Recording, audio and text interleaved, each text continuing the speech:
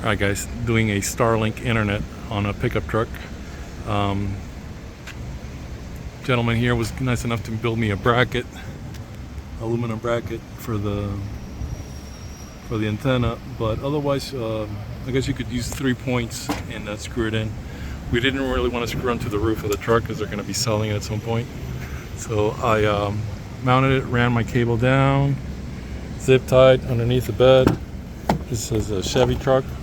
There's a grommet right here underneath the carpet. So I popped through here, came down here, mounted the router and the modem right there. I used a little piece of wood behind there so you could screw on the brackets and then slide the modem and the router behind there.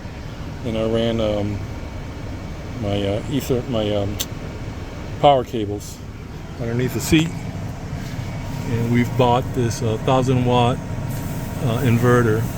It's 4 outlets. They're going to be using a laptop, and the guy's got a battery charger he wants plugged in. So it's got an outlet there on the side and then 3 on the top.